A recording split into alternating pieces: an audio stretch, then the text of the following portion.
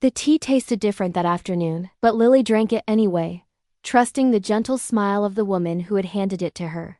Victoria Sterling, her mother-in-law, had insisted on making it herself, claiming it was a special blend to help with the pregnancy nausea.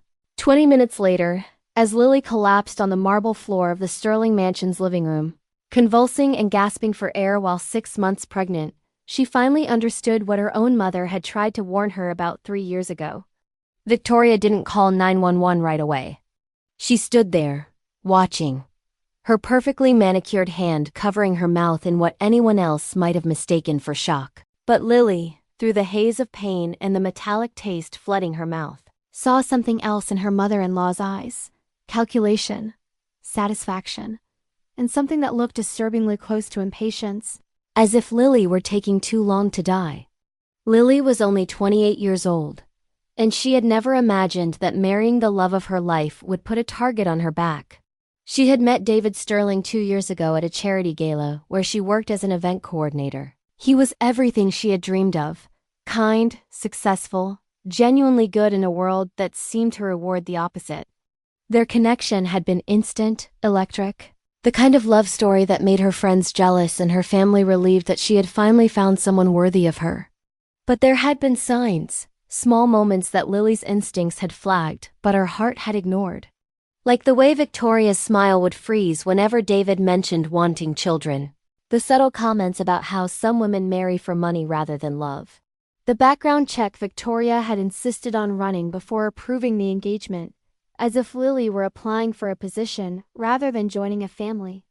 The prenuptial agreement that Victoria had personally drafted, making sure Lily would receive nothing if the marriage ended within the first 5 years. David had been embarrassed by his mother's behavior, had apologized repeatedly, had assured Lily that Victoria was just protective because he was her only child. His father had died when David was young, leaving behind the sterling fortune and a widow who had built her entire identity around being the guardian of that legacy. David had explained it all with such understanding, such love for his difficult mother, that Lily had felt guilty for her suspicions. "She'll warm up to you once she gets to know you," David had promised, holding Lily's hands across a candlelit dinner table. "She's just scared of losing me." Give her time. So Lily had given her time. 3 years of time. 3 years of perfect daughter-in-law behavior, of respectful conversations and thoughtful gifts, of never complaining when Victoria forgot to invite her to family functions or accidentally excluded her from important decisions. 3 years of watching Victoria's cold politeness never thaw, never soften, never transform into actual affection. And then Lily had gotten pregnant. The change in Victoria had been immediate and terrifying in retrospect. Suddenly, the woman who had barely tolerated Lily's presence was visiting constantly, bringing gifts for the baby, offering to help with doctor's appointments. David had been thrilled, convinced that the baby had finally bridged the gap between his wife and his mother. Lily had wanted to believe it too. She had wanted so desperately to believe that Victoria had finally accepted her, that they could be a real family. She had ignored the voice in her head that whispered warnings. She had dismissed the strange way Victoria's eyes lingered on her growing belly, not with grandmother's joy but with something harder, something calculating. Now, lying on the floor with poison burning through her system and her baby's life hanging in the balance, Lily understood everything with devastating clarity. Victoria hadn't been warming up to her. Victoria had been waiting for the perfect moment to strike. And a pregnant woman, vulnerable and trusting, drinking tea from her concerned mother-in-law's hands, was the perfect victim. The mansion's housekeeper Rosa found them. She had been upstairs changing sheets when she heard the sound of something heavy falling. Rosa's scream as she discovered Lily on the floor finally shook Victoria into action. Though whether it was genuine panic or the realization that she had a witness, Lily would later wonder. The ambulance ride was a blur of sirens and urgent voices and Rosa's hand gripping hers, the older woman praying in Spanish while tears streamed down her face. Victoria rode in the ambulance too, playing the part of the distraught mother-in-law to perfection, her hand dramatically pressed to her chest as if her own heart might give out from worry. At the hospital, as doctors rushed Lily into emergency treatment, she heard Victoria's voice in the hallway, speaking to someone on the phone. David, darling, you need to come to Northwestern Memorial immediately. It's Lily. Something terrible has happened. She just collapsed. I don't know what caused it. She seemed fine one moment, and then, the concern in Victoria's voice was flawless. Practice the performance of a lifetime. If Lily hadn't seen the look in Victoria's eyes as she lay dying, she might have believed it herself. Dr. Rebecca Martinez, the physician, worked quickly. Blood tests were ordered, and 4 was started. The baby's heartbeat was monitored with equipment that beeped frantically, reflecting everyone's fear. David burst through the emergency room doors 40 minutes later, his face pale with terror, his expensive suit rumpled from running. What happened? He demanded, moving immediately to Lily's side. Mom said you collapsed. Are you okay? Is the baby okay? Lily wanted to tell him everything. Wanted to scream that his mother had poisoned her, that the woman standing in the corner with tears in her eyes was a murderer. But the words wouldn't come. The poison had affected her ability to speak, and all that emerged was a weak croak. The doctors are running tests. Victoria interjected smoothly, moving to her son's side and placing a comforting hand on his shoulder. It happened so suddenly. One moment we were having tea and talking about the baby, and the next she just went down. I've never been so frightened in my life. The lie was delivered with such conviction, such maternal concern, that even Lily felt a moment of doubt. Could she have imagined the look in Victoria's eyes? Could it have been shock after all, not satisfaction? But then Victoria's gaze met hers across the emergency room, and for just a fraction of a second, the mask slipped. The cold calculation returned, along with something else. Frustration. The plan hadn't worked. Lily was still alive. Dr. Martinez returned with results that made everyone in the room freeze. Mrs. Sterling, your blood work shows extremely high levels of arsenic. You've been poisoned. The words hung in the air like a bomb. David's face went white. Victoria gasped, her hand flying to her mouth again in that practiced gesture of shock. Rosa, who had refused to leave, crossed herself and began praying louder. Poisoned? David repeated, his voice breaking. How? How is that possible? That's what we need to find out, Dr. Martinez said, her eyes sharp as she looked around the room. This wasn't accidental. The levels suggest deliberate, concentrated exposure. I'm required by law to report this to the police. But right now, my priority is treating your wife and protecting your baby. If you're finding yourself drawn into this story of betrayal and survival, make sure to subscribe to the channel. Because what happens next will change everything Lily thought she knew about trust, family, and revenge. The police arrived within the hour. Detective James Walsh and his partner Detective Carmen Rodriguez had seen plenty of domestic poisoning cases, but something about this one set off alarm bells immediately. A pregnant woman, a wealthy family, and a mother-in-law who seemed just a little too composed for someone whose daughter-in-law had nearly died in front of her. Dr. Martinez pulled the detectives aside before they entered Lily's room. The arsenic levels suggest this wasn't a one-time exposure. She's been ingesting small amounts over an extended period, probably weeks. Someone has been poisoning her slowly. Detective Walsh's jaw tightened. Slow poisoning was personal, calculated. The method of someone who wanted to watch their victim suffer. How long until we can talk to her? She's stable now, and we've started chelation therapy to remove the arsenic from her system. The baby's heartbeat is strong, thank God. She can answer questions, but keep it brief. She's exhausted and traumatized.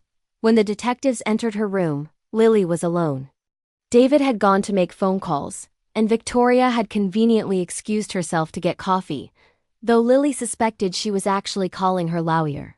Rosa sat in the corner, still clutching her rosary, refusing to leave Lily's side. Mrs. Sterling, Detective Rodriguez began gently, pulling a chair close to the bed. I know this is difficult, but we need to ask you some questions. Can you tell us what happened before you collapsed? Lily's voice was still weak, but her mind was crystal clear. The poison had done something unexpected. It had burned away the last remnants of the naive woman who had trusted everyone. My mother-in-law made me tea. Special blend, she said. For pregnancy nausea.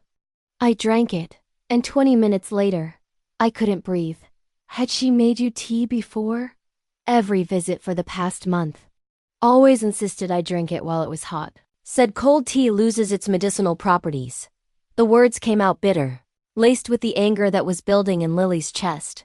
I trusted her. I actually believed she was finally being kind to me. Detective Walsh exchanged a look with his partner. We'll need to test everything in your home. Food, drinks, supplements. Anything you've consumed regularly.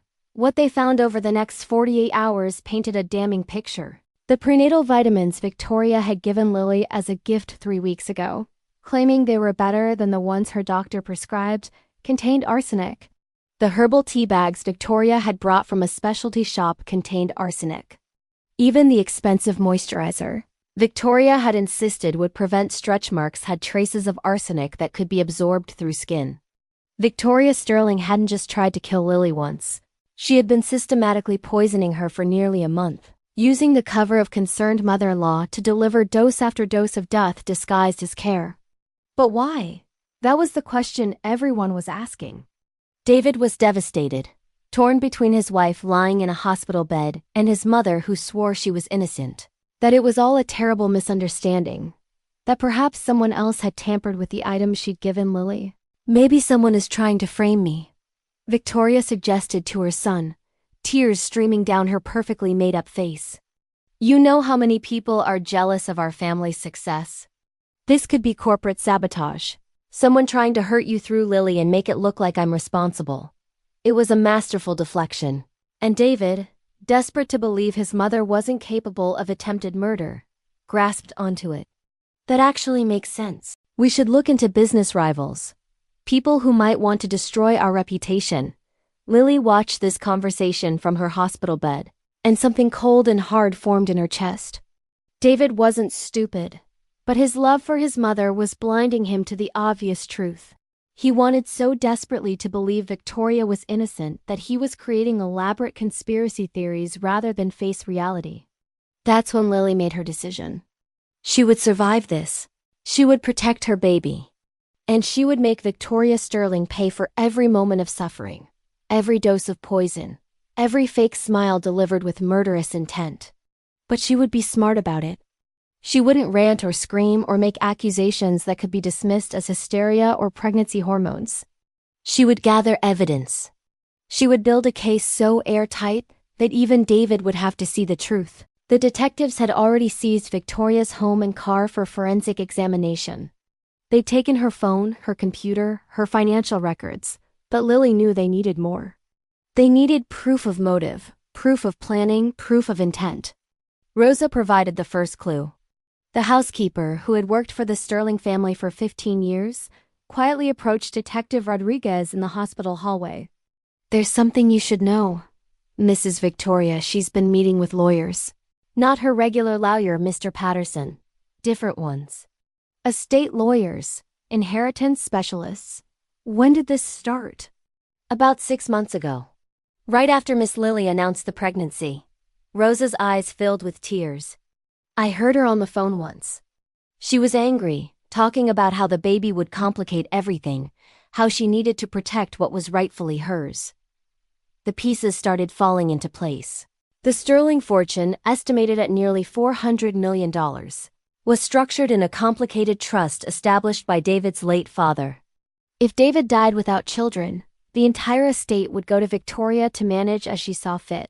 But if David had children, the trust was designed to protect their inheritance, with Victoria having only limited access until her death, at which point everything would pass to David's heirs. A baby didn't just mean Victoria would lose control of the fortune. It meant she would never get it back. The child growing in Lily's womb was worth $400 million to Victoria, and not in a good way. Victoria's plan became horrifyingly clear. Kill Lily and the baby. Make it look like a tragic medical complication or perhaps a random poisoning from contaminated food. David would be devastated, but eventually recover. He might remarry someday, but Victoria would make sure the next wife was carefully chosen, someone who couldn't have children or wouldn't want them. Someone Victoria could control. It was a plan born of pure greed, wrapped in a mother's love, delivered with poison and fake concern. But Victoria had made one critical mistake. She had underestimated Lily completely. She had seen a sweet, trusting event coordinator who came from a middle-class background and assumed she was dealing with a naive fool who would never suspect her loving mother-in-law.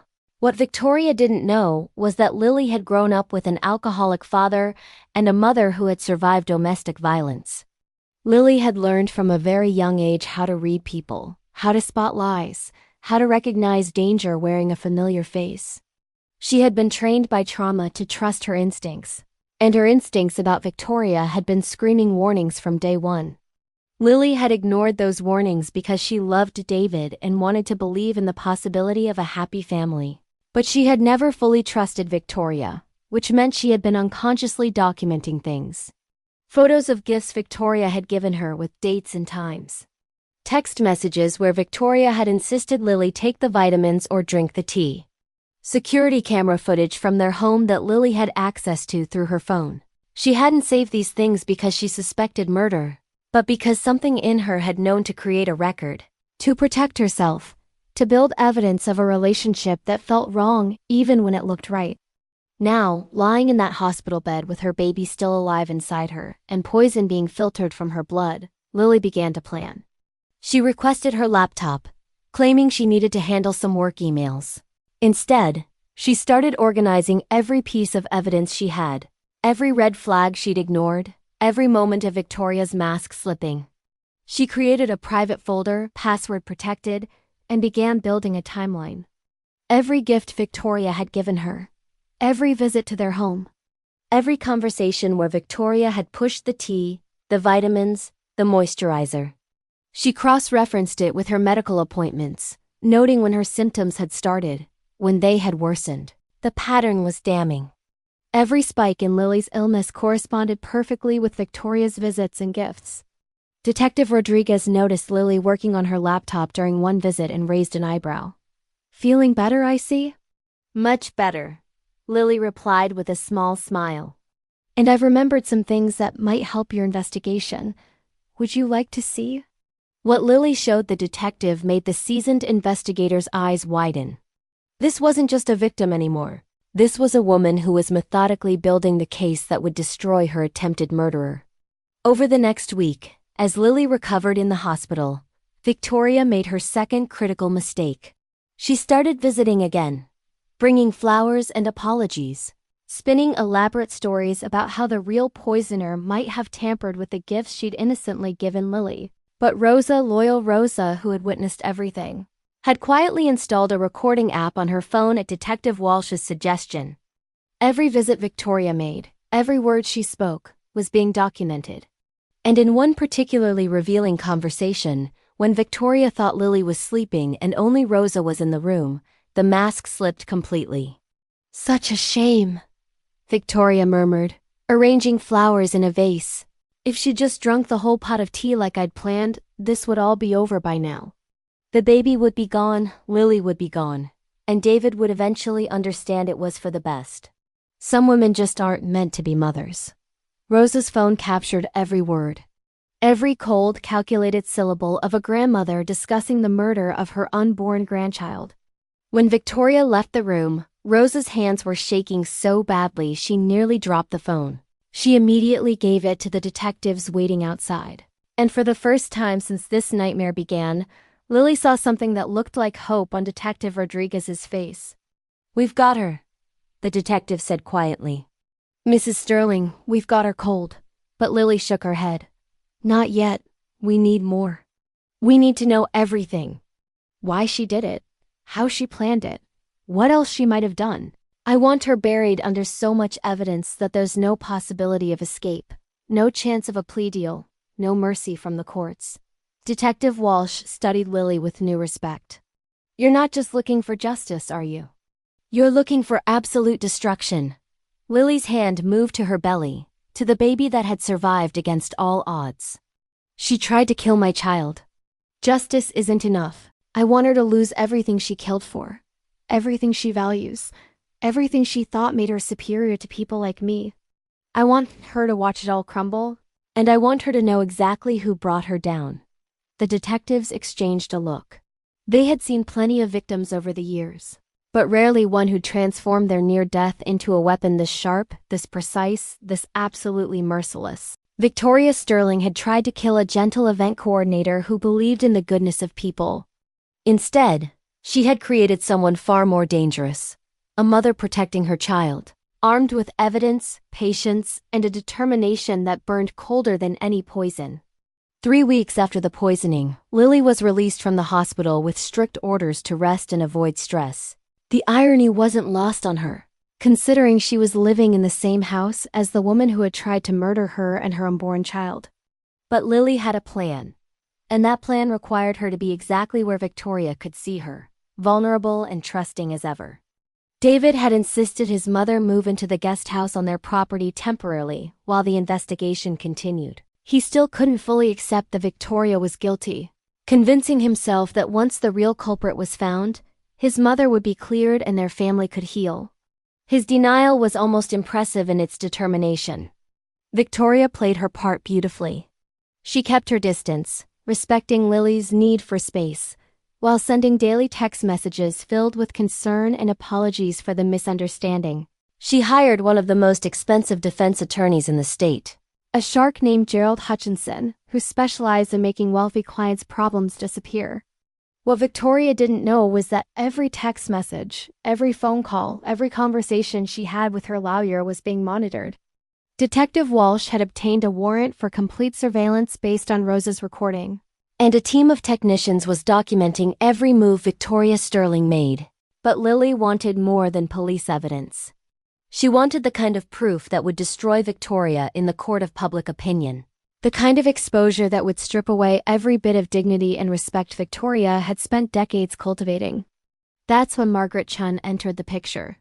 Margaret was a forensic accountant with a reputation for unraveling financial crimes that other investigators had missed. She was also Lily's former college roommate, the one person Lily had called from her hospital bed who hadn't asked if she was sure about Victoria's guilt. Margaret had simply said, "Tell me everything, and I'll find the money trail." Because there was always a money trail. People didn't commit murder for philosophical reasons. They killed for profit, and profit left traces. Margaret worked quietly, accessing public records and financial databases that most people didn't know existed. She started with Victoria's known accounts, then branched out, following every transaction, every investment, every suspicious transfer that had occurred in the 6 months since Lily's pregnancy announcement. What she found made Lily's blood run cold. Victoria had been liquidating assets. Quietly, carefully, moving money into offshore accounts in the Cayman Islands. She'd sold stocks, cashed in bonds, and transferred nearly $15 million into accounts that would be untraceable once she left the country. The timeline was damning. Every major transaction had occurred within days of Victoria giving Lily a poisoned gift. She was planning to run, Margaret explained, spreading printouts across Lily's kitchen table while David was at work. Kill you. Wait for the dust to settle. Maybe a few months of grieving with David, and then disappear to a country with no extradition treaty. She'd live like a queen on $15 million while David inherited everything and eventually moved on with his life. Lily stared at the evidence, feeling something twist in her chest. This wasn't a crime of passion or a moment of desperate madness. This was a business plan. Victoria had created spreadsheets, calculated risks, and scheduled her daughter-in-law's murder with the same efficiency she might use to plan a vacation. "There's more," Margaret continued, her voice tight with controlled anger. "I found payments to a private investigator. Victoria had you followed for months before the poisoning started. She documented your routine, your friends, your habits. She knew exactly when you'd be alone, when David would be traveling, when she could strike without witnesses. The private investigator's reports were chilling in their detail. Photos of Lily arriving at prenatal appointments, having lunch with friends, shopping for baby clothes. Typed observations about her schedule, her relationships, her vulnerabilities.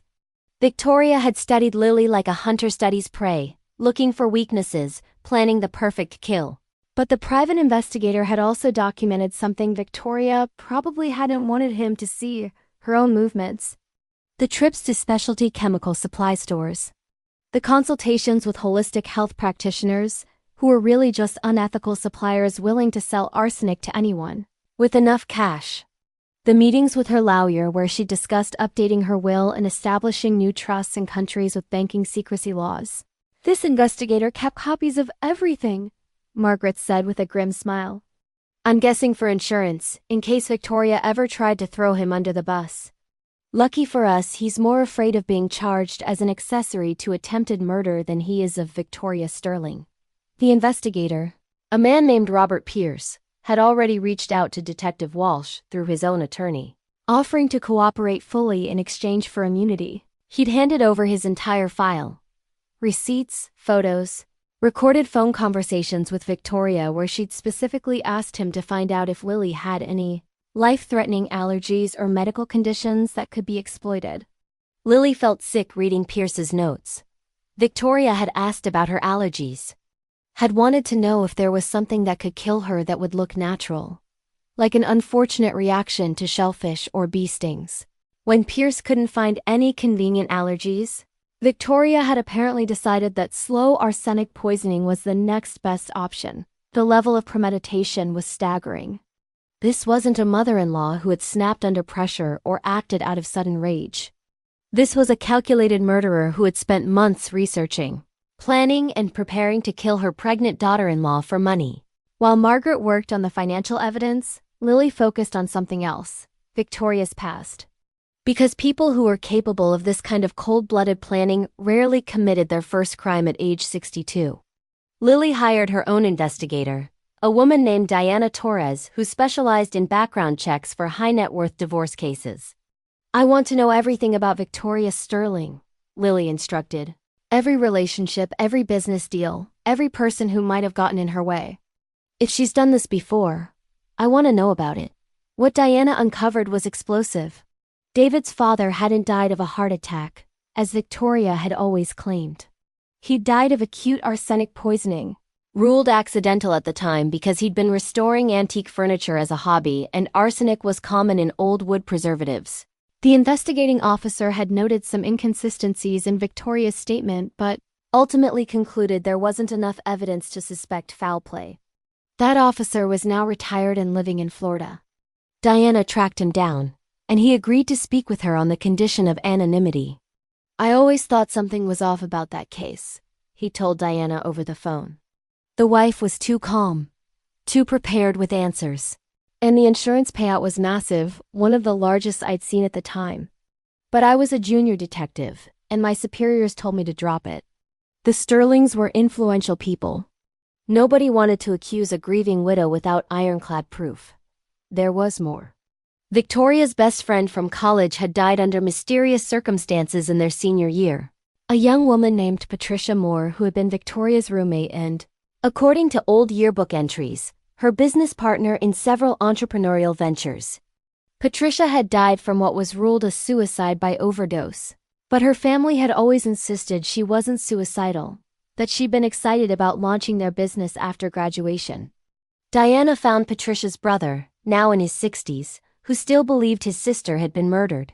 Patricia told me a week before she died that Victoria was stealing from their business accounts, he said. She was planning to confront her, to end their partnership. And then suddenly she's dead, and Victoria inherits everything from their joint ventures. The police said it was suicide, but Patricia would never have killed herself. She had too much to live for. The pattern was undeniable.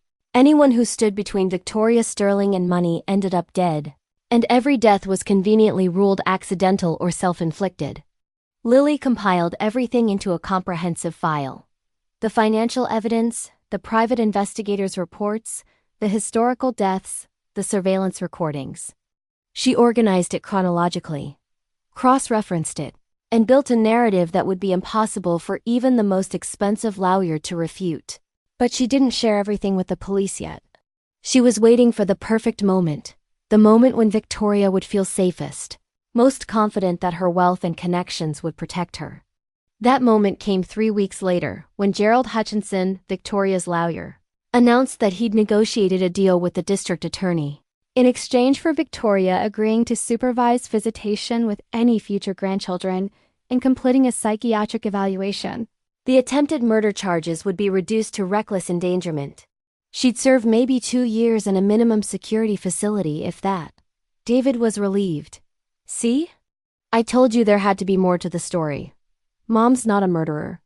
She just made some terrible mistakes. Victoria, for her part, played the remorseful mother-in-law flawlessly. She apologized to Lily in front of David, tears streaming down her face, claiming she'd been confused about which supplements were safe for pregnancy, that she'd never meant to hurt anyone. Lily smiled and accepted the apology, watching Victoria's eyes light up with triumph. The older woman thought she'd won. Thought her money and her lawyer had saved her from consequences. Thought Lily was just another obstacle she'd successfully eliminated or controlled. What Victoria didn't know was that Lily had already scheduled a meeting with the district attorney for the following morning, and she was bringing Margaret Diana and enough evidence to bury Victoria Sterling so deep she'd never see daylight again. As Victoria left their house that evening, confident in her legal victory, Lily stood at the window and watched her mother-in-law walk away. 7 months pregnant now, her baby kicking strongly against her ribs, Lily placed a hand on her belly and made a silent promise. Tomorrow, the real trial would begin. And this time, there would be no deals, no mercy, no escape for the woman who had tried to poison them both. Victoria Sterling had no idea that the gentle, trusting daughter-in-law she'd tried to murder had spent the last month building a cage. And tomorrow, that cage would snap shut with the force of absolute, undeniable justice. The meeting with District Attorney Jennifer Morrison lasted 4 hours. Lily walked in with 3 bankers' boxes full of evidence and walked out with a promise that would change everything. Victoria Sterling would face the full weight of the law. And this time, there would be no plea deals. Dea Morrison's face had gone pale as she reviewed the evidence. The financial records showing Victoria's escape plan. The private investigators' files documenting premeditated murder. The surveillance recordings where Victoria had confessed to Rosa. And most damning of all, the evidence suggesting Victoria had killed before and gotten away with it. Mrs. Sterling, Morrison had said quietly, this isn't just attempted murder anymore. With this historical evidence, we're looking at potential charges related to your father-in-law's death. The statute of limitations doesn't apply to murder. If we can prove she killed him, she never see freedom again. The next morning, Victoria was arrested again. This time, there were no polite requests to come down to the station. A team of federal agents showed up at the guest house at 6 a.m., warrant in hand, and let her out in handcuffs while news cameras captured every moment. Someone had tipped off the media. That someone had been Lily. The footage went viral within hours. Victoria Sterling, socialite and philanthropist, being perp-walked in her designer pajamas. Her perfectly styled hair messy for the first time in decades, her face twisted with rage and disbelief. The headlines were brutal. Millionaire mother-in-law arrested for poisoning pregnant daughter. Sterling family scandal. Murder for inheritance. Society maven accused of decades-long murder scheme.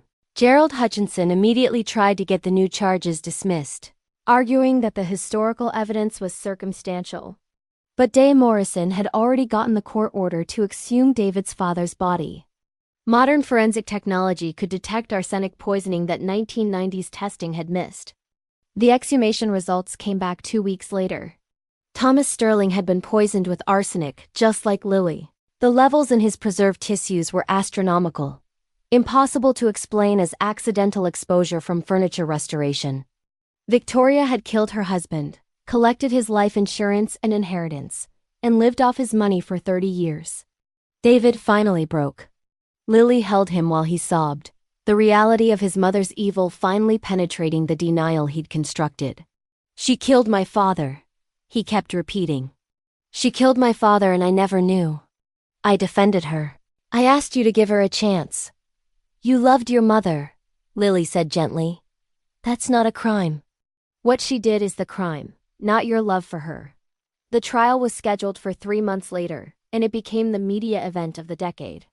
Court TV broadcast every moment. Social media exploded with commentary. The courtroom was packed daily with reporters, legal analysts, and people who had known Victoria socially and couldn't reconcile the charitable socialite with the cold-blooded murderer. Victoria's defense strategy was predictable. She claimed Lily had fabricated the evidence out of spite, that she was a gold digger trying to frame an innocent woman to secure her inheritance. Gerald Hutchinson painted Victoria as a grieving widow and devoted mother being persecuted by a manipulative younger woman. It might have worked if Lily hadn't been so meticulous. The prosecution presented the private investigator's files first. Robert Pierce testified for 3 days, describing in excruciating detail how Victoria had hired him to find ways to kill Lily that would look natural. He played recordings of their conversations where Victoria discussed eliminating the problem and ensuring the child never became an issue. Then came the forensic accountant. Margaret Chen walked the jury through Victoria's financial planning, showing how every transaction aligned with the poisoning timeline. She displayed the offshore accounts, the liquidated assets, the one-way tickets to the Cayman Islands that Victoria had purchased for the day after Lily's due date. Mrs. Sterling planned to kill her daughter-in-law, wait for the baby to die with her, comfort her son through his grief, and then disappear to a country where she couldn't be extradited. Margaret testified. She'd calculated everything down to the dollar. This wasn't a crime of passion. This was a business decision. The surveillance recording of Victoria confessing to Rosa was played in open court. The entire courtroom heard Victoria's cold voice discussing how Lily should have drunk more tea, how the baby needed to be eliminated, how David would eventually understand. Several jurors were crying. The judge's expression was granite. But the most devastating testimony came from Patricia Moore's brother and the retired detective who had investigated Thomas Sterling's death. They painted a picture of a woman who had been killing anyone who stood between her and money for over 40 years. When it was Victoria's turn to testify, Gerald Hutchinson advised against it, but Victoria insisted. She genuinely believed she could charm the jury, convince them that she was a victim of circumstances and a vindictive daughter-in-law.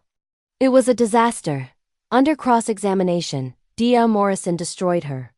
Every lie Victoria told was immediately contradicted with evidence. Every excuse was dismantled with facts. Every attempt to play the victim was met with recordings of her own words proving premeditation and malice. Mrs. Sterling, Morrison asked calmly, if you were so concerned about your daughter-in-law's health, why did you purchase one-way tickets to leave the country 2 weeks after her due date? Victoria stumbled, her composure cracking. I was planning a vacation. I needed to get away from the stress. A vacation to a non-extradition country with $15 million in untraceable accounts. That's quite a vacation. The courtroom tittered. Victoria's face flushed red. Morrison pressed harder.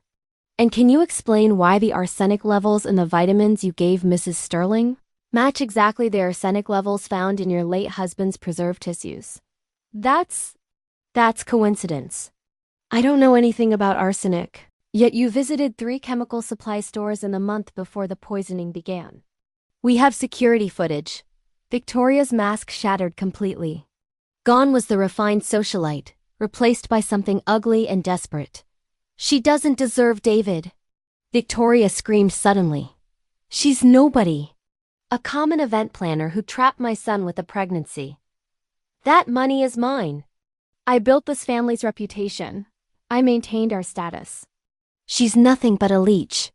The courtroom erupted. The judge banged his gavel repeatedly. Gerald Hutchinson dropped his head into his hands, knowing his client had just confessed to motive in the most spectacular way possible. If you're watching this story unfold and wondering how someone could harbor such hatred, make sure you're subscribed, because the final chapter will show you exactly what happens when calculated evil meets calculated justice. The jury deliberated for 90 minutes. They returned with guilty verdicts on every single charge: attempted murder of Lily, attempted murder of the unborn child, first-degree murder of Thomas Sterling, conspiracy to commit murder, fraud, and a dozen other felonies. Victoria's face went white as the verdicts were read. For the first time since this nightmare began, she looked genuinely afraid. Sentencing was scheduled for 2 weeks later. Lily attended, 7 months pregnant now, her belly prominent under a simple black dress. She sat in the front row with David beside her, his hand gripping hers. Judge Patricia Hamilton looked down at Victoria with unconcealed disgust. Mrs. Sterling, in my 30 years on the bench, I have never encountered someone as calculated, as cruel, and as utterly devoid of humanity as you. You murdered your husband. You attempted to murder your pregnant daughter-in-law and unborn grandchild. You did all of this for money, for control, for greed so profound it poisoned everything you touched. Victoria stood silent, her expensive lawyer beside her, all her arrogance finally stripped away. I hereby sentence you to life in prison without the possibility of parole for the murder of Thomas Sterling. An additional life sentence without parole for the attempted murder of Lily Sterling. These sentences to run consecutively. You will die in prison, Mrs. Sterling, and you will do so with the knowledge that the grandchild you tried to kill will inherit everything you murdered for. The gavel came down with finality. Victoria's legs buckled. Bailiffs caught her before she hit the floor. As they led her away, she looked back at Lily one last time. The mask was completely gone now, replaced by pure hatred and the devastating realization that she had lost everything. Lily met her gaze steadily, one hand resting on her pregnant belly. She didn't smile, didn't gloat, didn't say a word.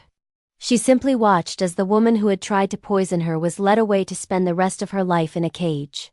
Outside the courthouse, reporters swarmed Lily and David. Microphones were thrust in their faces. Questions were shouted from every direction. Lily held up one hand, and the crowd quieted. My husband and I are grateful for the justice system that protected our family. Victoria Sterling will never hurt anyone again, and our child will grow up safe from the grandmother who tried to kill them. That's all we have to say. She turned and walked away, David's arm around her shoulders, leaving behind a media frenzy and a legacy of poison that would follow the Sterling name for generations. But for Lily, it was finally over. The woman who had tried to murder her for money would spend the rest of her life in prison, stripped of her wealth, her status, her freedom, and her dignity.